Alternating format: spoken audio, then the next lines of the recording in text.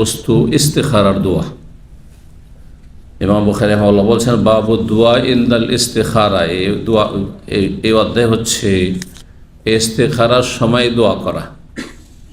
ইস্তেখারা কে জানেন? একটু হাত উঠান তো। ইস্তেখারার দোয়া বা ইস্তেখারার সময়ের দোয়া। ব্যাস দুটো হাত দেখলাম, আপনার কেন হাত উঠালেন না? ইস্তেখারা জানেন না? হ্যাঁ, কে কে ইস্তেখারা জানে?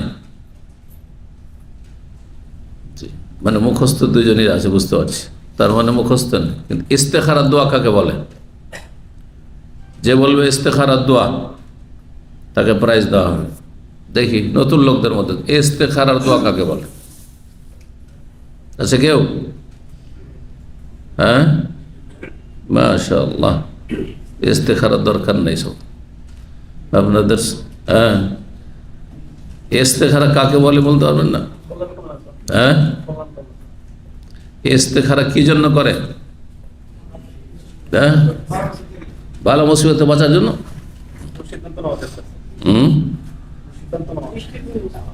জি, কোনো বিষয়ে দ্বিধাগ্রস্ত যে কোনটা করব, তখন আল্লাহর কাছে সিদ্ধান্ত কামনা করা, এমন সিদ্ধান্ত যেটাতে কল্যাণ রয়েছে, ইস্তেখারার দোয়া।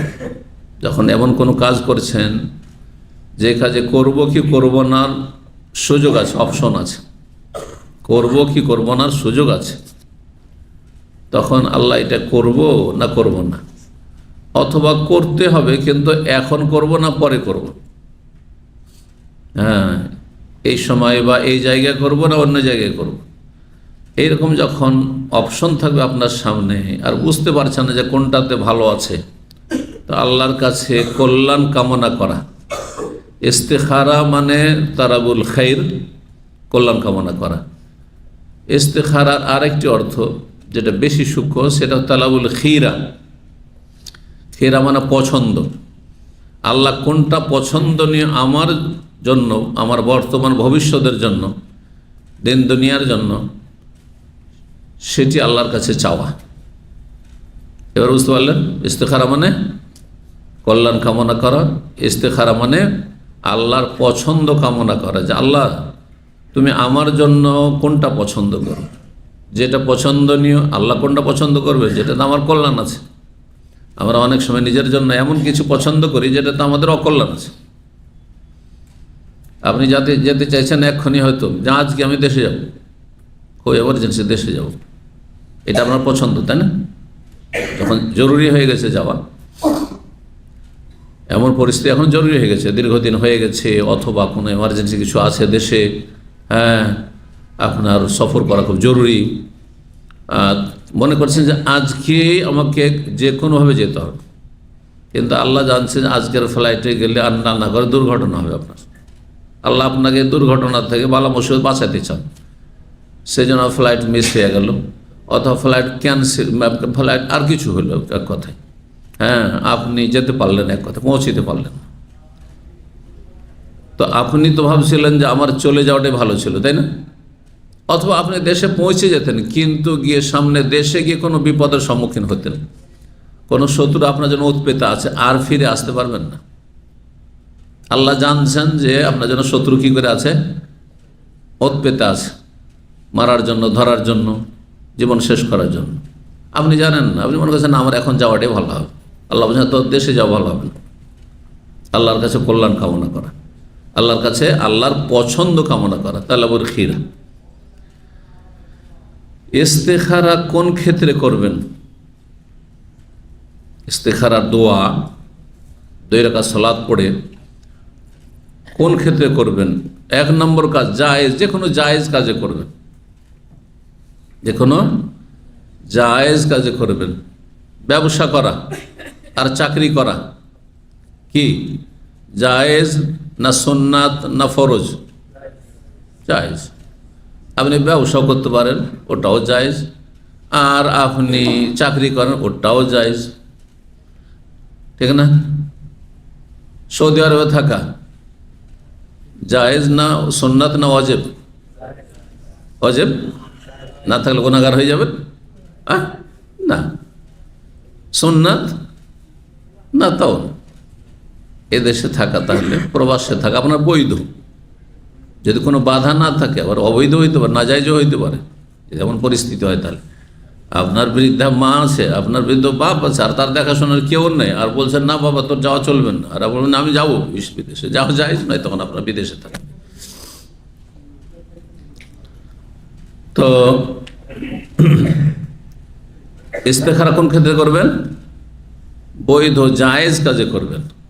যে আল্লাহ, আমি এই সময়, আমাকে আমার স্ত্রী বলছে দেশে চলে আসো, যারা বিবাহিত তারা কিন্তু ভুক্তভোগী। স্ত্রী যদি ভালো মানুষ হয়, খুব নেক হয়, তো বলবেন না যে তুমি বিদেশে থাকো। খুব কমই, এটা বৃহৎ স্বার্থে সাময়িক বলতে পারে, কিছুক্ষণ ধৈর্য ধরে। হ্যাঁ, এই কথা বলবেন তুমি বিদেশে থাকো আর বেশি বেশি টাকা পাঠাও, আর আমি এখানে বিলাসিতা করি। এটা খারাপ মহিলা বলবেন, ভালো মহিলা বলবেন। ভালো মহিলা বলবে আমি ডাল ভাত খাবো, শুকনো রুটি খাবো, কিন্তু একসাথে থাকবো, ঠিক না? তো আপনাকে বলছে স্ত্রী চলে আসতে, কিন্তু আপনি বৃহৎ স্বার্থে আপনার স্ত্রীর, আপনার ছেলে মেয়েদের, আপনার ভবিষ্যৎ প্রজন্মের আর্থিক অবস্থাকে সচ্ছল করার জন্য বিদেশে থাকবো, আল্লাহ এটা ভালো না আমার স্ত্রীর কথায় দেশে থাকাটা ভালো? হতে পারে দেশে এর চাইতে বেশি রিজিক খুলবেন, এটা বাস্তব সত্য। আমাদের ইফতার ক্যাম্পে কোনো এক সময় 2005-07 এই সময়টায় একটা ছেলে আসতো, একটা ক্লিন কোম্পানিতে কাজ করত, প্রতিবন্ধীদের ক্লিন কোম্পানিতে। সেখানে আমি একসময় বক্তব্য করতে যেতাম। সেটা নিয়মিত আসতো, সাইকেল নিয়ে আসতো সেন্টারে। মাত্র 500 টাকার বেতন ছিল তখন। কাজ ক্লিনারের বেতন 300 থেকে 500, তো মাত্র 500 টাকা বেতন। আর তারপরে বিভিন্ন বিল্ডিংয়ে কারো সিঁড়ি ধোয়া, কারো বাড়ি ক্লিন করা, না হলে ওই যে আসকারি আছে তাদের পাকশাক করে দাও বা কাপড় চোপড় সাফ করে দাও, এই ধরনের কাজ করতো, আশেপাশে থাকতো। জানতাম এদিক সেদিক করে কিছু পয়সা ইনকাম করতো, হয়তো 1,500-2 হাজার, কিন্তু বেতন মাত্র 500 টাকা। আর খুব কাছাকাছি নিয়মিত আসতো, তো খুব কাছে থেকে চিনতাম। দেশে চলে গেল।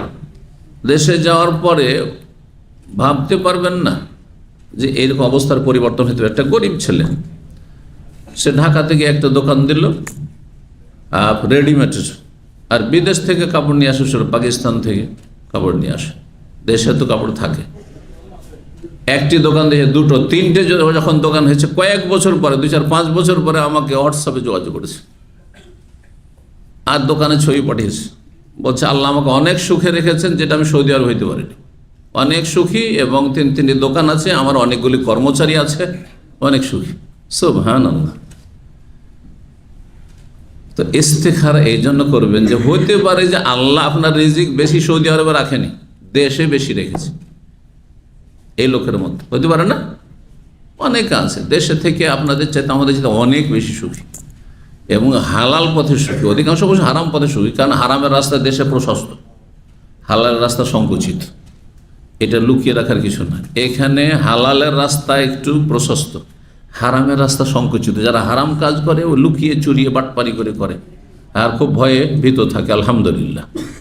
কিন্তু দেশে বুক ফুলিয়ে চলে হারাম করেরা, আর যারা হালাল খায় তাদের সব জায়গায় বাধা, সব জায়গায় বাধা। আল্লাহ যেন হালালে বরকত দান করেন, হারাম থেকে বেঁচে থাকার তৌফিক দান করেন।